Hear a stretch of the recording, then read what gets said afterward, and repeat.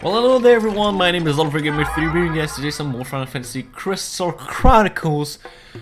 How are you doing, everyone? Now, oh god damn it. Sorry for the yawn here. Now I gotta say, people, this episode took forever to do. Now I'm talking for goddamn ever. Like, what you're seeing, just the first minute of this thing was about me.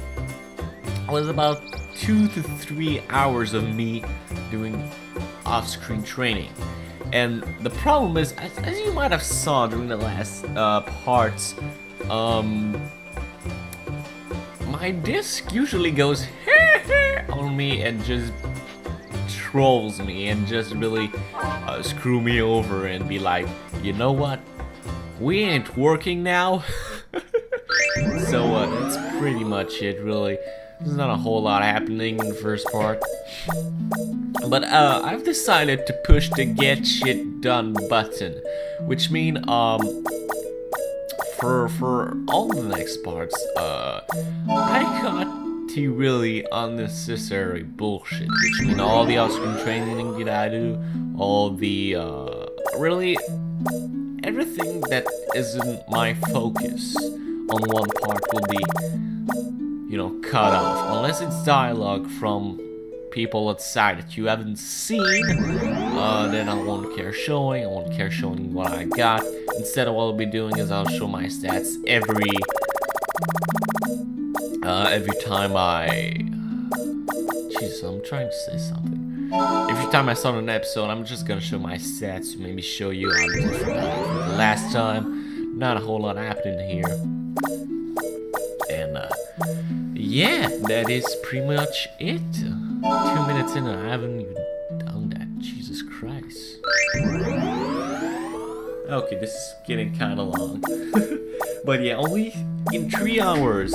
My disc crashed, I think, like 4 times. And most of the time it was because I was in the end of a dungeon or getting out of one. So this is kind of annoying. But anyway, today we're doing Tida. Tida. I don't know. The sun once smiled on this village more than any other. But one day, their crystal's blessing faded. The villagers eagerly awaited their caravan's return. But for them, the crystal would never shine again.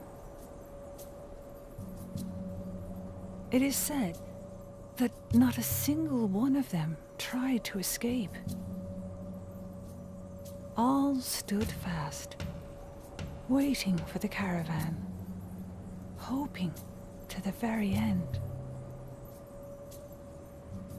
After hearing that tale, I felt the weight of my burden like never before.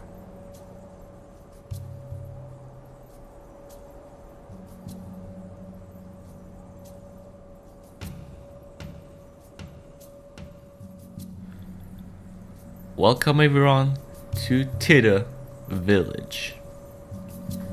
Now I gotta say, Tida Village is probably one of my favorite dungeon atmosphere and theme-wise. Because not only it's a place that actually makes sense with the story. What I mean by that is, how do I say it?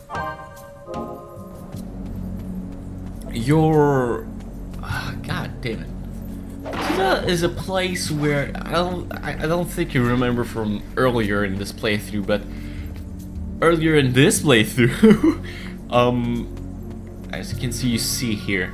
Welcome to the sunniest village anywhere. I mentioned that, or I think I did. No matter. I mentioned that there was a village where you did, where what happened when the caravaners didn't come back. This is it. And I think this is great for an atmosphere. I think this is great for a setting. And I'll be honest. This is really the only dungeon story that I care for. because it makes sense and puts an impact of what happens when you don't accomplish your task. And I think this is amazing. This is amazing atmosphere-wise, and just the setting of it.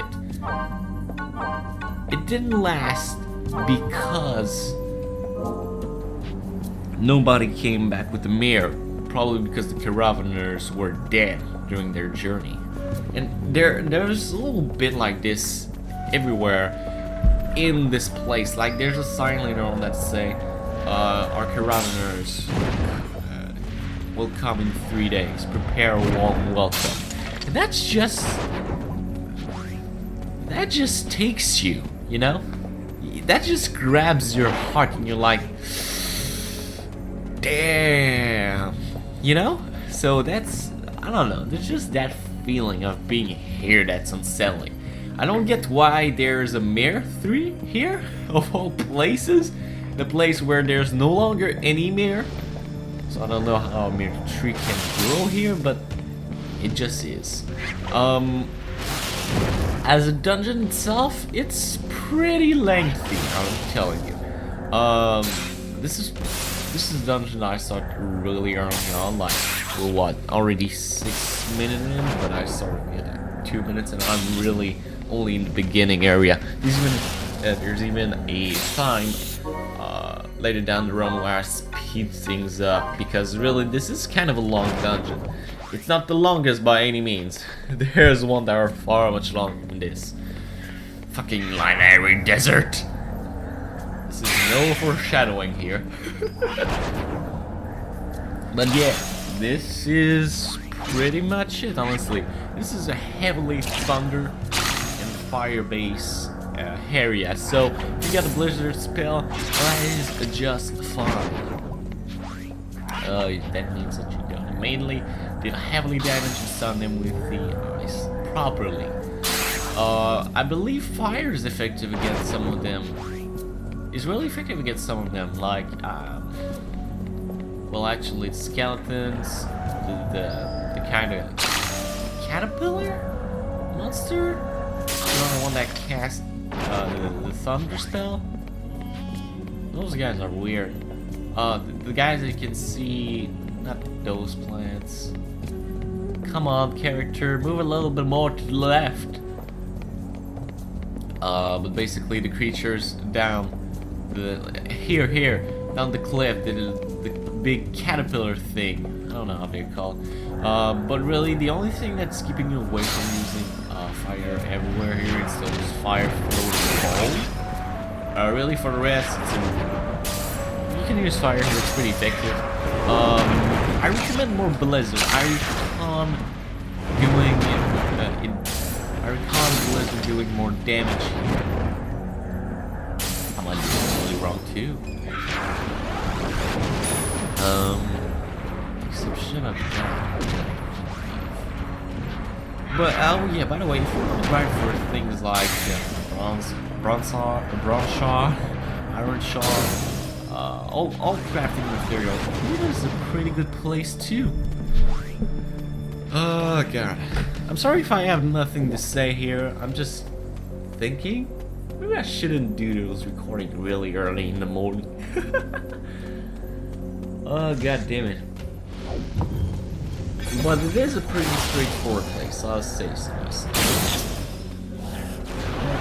There's a lot of treasures here on this floor, and I'll be constantly shifting my gear in there because I didn't sell my stuff before. That's what happens, so remember to sell your stuff every time you... Sorry for the yawn. Jesus Christ, I am a horrible human being. What was I saying again? God damn it, I cannot remember.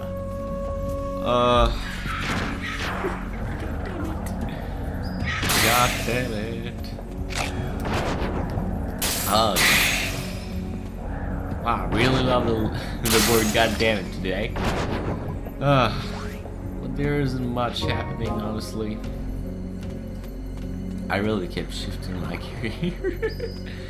Just realizing that. Like I said, it's a pretty lengthy place. What do I have to say here? I'm just trying to think here or something. Treasures, we'll do that in the end. The atmosphere here. And that's what happens when you do improvise. When you do live recording improvised. Actually, more improvised in post commentary. I got nothing to say! Oh, god damn it. Oh, by the way, I got the Blizzard ring last time, and I might as well tell you what it is right now. Basically, any ring. Because there's a fire ring, there's a thunder ring, there's rings everywhere. And basically what the rings allow you to do is once you get a blizzard or fire or a thunder ring, no matter, or even I believe there's cure ring too. And I think there's also life. But I think it's only those 5. Basically allow you to get a ring no matter where you go. And basically, this is what I mean by incredible atmosphere in detail. Look here, this is the place where the crystal rests, as you can clearly see. That's amazing detail. I love this compared to other, stories so far that Tida gave us, like Mushroom Forest was supposed to be the narrator's voice, like talking about when she was a child. Because her grandmother said, we all came from the Mushroom Forest. Like, what the hell is that? But this really adds to the world. If you know what I'm saying. Okay.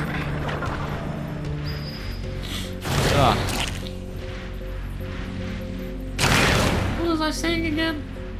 Totally forgot. Man, this is gonna be a good day. And I'm only halfway through. Oh, god damn it.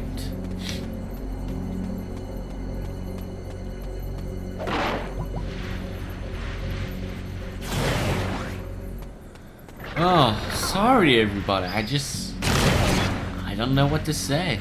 It's just the same thing over and over. Oh yeah, I was talking about the ring. Oh god damn it. Oh, I'm very sorry for that. But yeah, basically, once you get a ring, it's immediately in your item, so you can just get that ring, buddy. And you can equip it at the very beginning of a dungeon, making it a hell of a lot easier as a journey when it's effective against an enemy, or you're just a Yuke and you want to blast off everybody with magical attacks. This is the part where I actually speed up things, because this fire dungeon is a bitch. I am not kidding here. And I'm sorry the audio is a bit delayed here. Don't know really how to settle this. But basically, this fire dungeon's a bitch because you're just in this huge maze, and you can go all these different ways that actually goes all the way to the same place. But there's treasure in all of them, so you want to collect them back. You gotta use fire on those ropes. That's fine and dandy. That's cool. I like this idea. But then you come back, like right here, and you gotta use fire again to bust this spider web. And this spider part lasts 2.5 minutes, I think. Or 2 minutes. Times 3. That's 6 minutes of me going with that's 6 minutes of me going in there and just just flaming everything. It can be kind of annoying if at least the spider webs stayed I would have stayed dead. I think that would have been less of an annoyance, but it doesn't, so I'm complaining, damn it. There's a lot of treasures you want to collect in this place, so make sure you get every single one of it. Oh, I do say though that Tida has probably the most unsettling piece of music this far. Like you must remember Mushroom Forest. You must remember River Belt Path. You must remember Violu Switch. They all get this high tone, adventurous tone to it. I don't know if I could say that, but Tida definitely has a much more slower pace. Slower pace. Oh god, stop yawning! Sorry. I just set my mouth to stop yawning because that was horrible out of me, guys. I am very sorry. What was I saying? Yeah, Tida is probably the most unsettling music so far, and honestly, it's really not uncomfortable. It's the piece of music itself is kind of bad too. I really don't like Tida's music. Am I saying correctly? Because honestly, I couldn't know. Is it Tida? Like Tid? I don't know. It's really weird to say. Oh god damn it! Now we gotta get to the controversy thing topic, like Tifa's name in Final Fantasy VII. Tifa? Tifa's? Tifa? I don't know. Anyway, we are here at last. We're nearly to the boss. And I'm very sorry for my commentary, guys. Stop! No!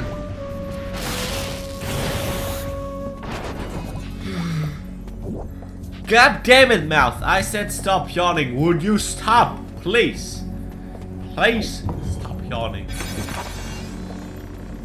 But here's the home stretch of Tida's boss, and I gotta say, his design is quite creative.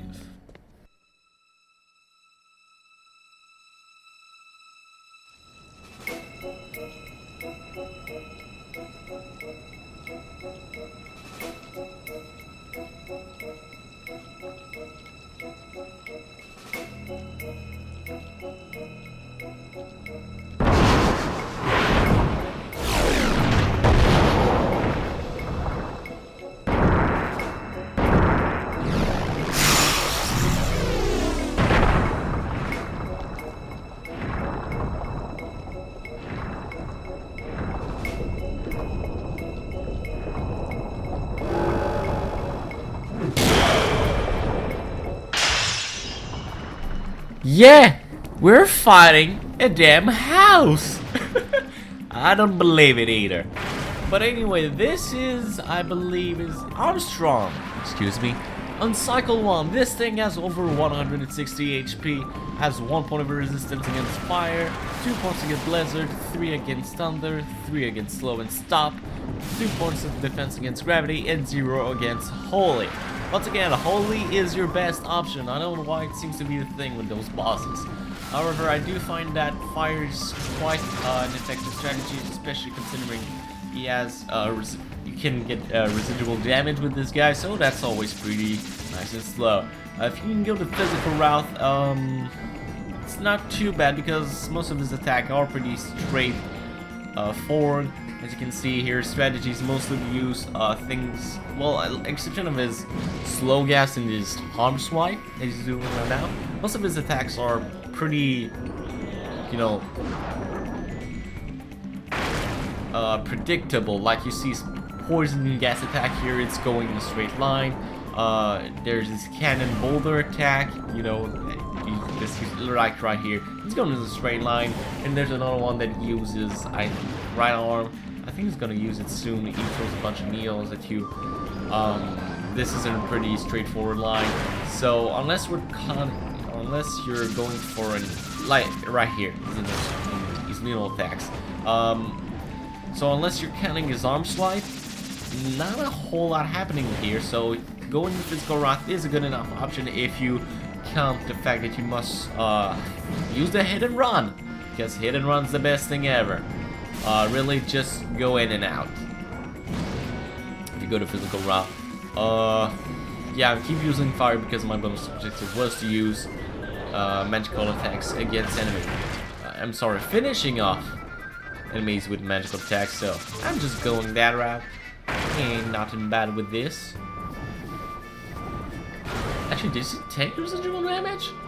I got no clue. No, I got no clue. Seems to be fruitless again. But yeah, he doesn't have a second stage type form, so taking him down shouldn't be too bad of a thing, you know? He's always using a strange strategy, pretty stiff for his boss, but I guess can make him a challenge? I don't know, he seems pretty easy to me. And there we go. Exploding. But y'all, all the pieces remains. I got no clue.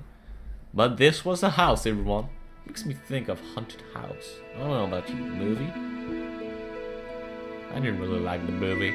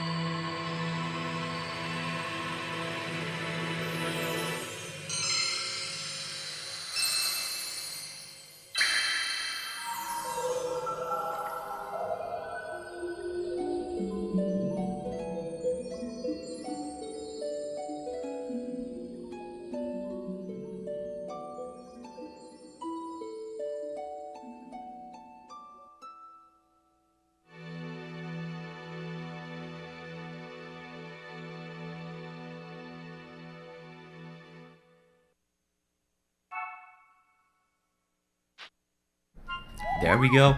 We've yet to collect another mere drop, I think. I don't know about you, but I keep mentioning this, but this thing's always makes me cry. I don't know why I'm talking like this, but fruit seed from our mother Christy. You know that fruit seed that you said? We've already planted some.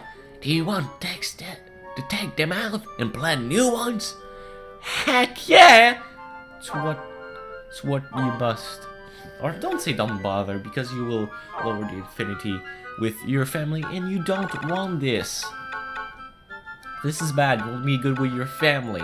And they're probably wondering why, because there's yet another strategy we must include in this game. You can actually raise the affinity of your family to actually raise the effectiveness of what they can and cannot do in the village. So consider always being nice with them. You can actually see that by going in your not even command list, but in your menu and going to family. You can immediately see what is up with that. Like here I'm signing an iron because I'm like, they're blacksmith. Like you go right in family and you can see the affinity which with everyone. Basically you want to always go with your father, because the father is always the one you interact with. You actually do stuff with him. Like I'm always talking to my father for crafting items in the village, because this is it. But basically here's my new system. Because in every dungeon there's always different item to get. This is all the set items you can get on cycle 1. Basically you get 2 sets per run per dungeon, depending on how many points you got. So but the sets are randomized, so depending on how many points, even if you get 3 to 25, it all depends if you've done it correctly. I don't know if you can tell it right, but basically even if you have 325 points, even then you're it depends. You can get set 1 and set 2 at exception of the 2 last set to get the best items. That is just how it works. But anyway, guys, thank you for watching this part of Final Fantasy Crystal Chronicles. That was one heck of a ride, and I'm sorry for my commentary. It was horrible. And I'll see you guys next time.